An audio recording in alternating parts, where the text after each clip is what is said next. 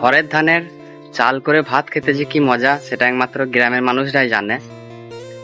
তো সেই ধান থেকে চাল তৈরি করতে যে কতটা পরিশ্রম করতে হয় সেটাও গ্রামের মানুষরাই জানে। তো গ্রামের মানুষ ছাড়া এটা কেউ বুঝবে না।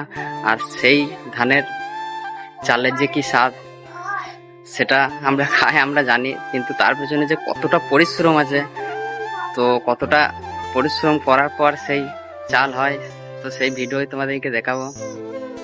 এই দেখো যে কিভাবে ধান সেদ্ধ করা হচ্ছে।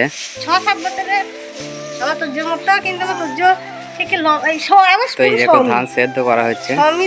তো এখানে সবকিছু, তো এখানে প্রচুর পরিমাণে উরুলি জোগাড় করা আছে। তো সেই উরুলি দিয়ে জাল দিয়ে ধান সেদ্ধ করা হচ্ছে। তো এই ধান থেকে চাল হবে। তো এই ধান আবার রোদে শুকিয়ে আমাদের চাল তৈরি করা হবে।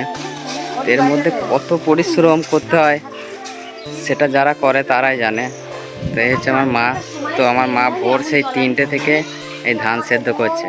তো এই ধান সেদ্ধ করার পর রোদে শুকাবো, তারপরে আবার চাল করে নিয়ে আসবো। তো খেতে যতটা সুন্দর লাগে কিন্তু তার পেছনে অনেক পরিশ্রম আছে।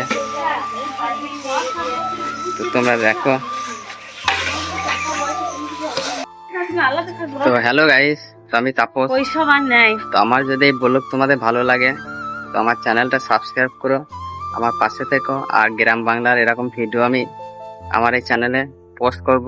তোমরা সবার আগে দেখার জন্য আমার চ্যানেলটা সাবস্ক্রাইব করে পাশে থেকো। তো সবার আগে ভিডিও তোমরা পাবে দেখতে। তো আজকের ভিডিওটা এইটুকুই শেষ করলাম। ভালো থেকো, সুস্থ থেকো, টাটা, বাই।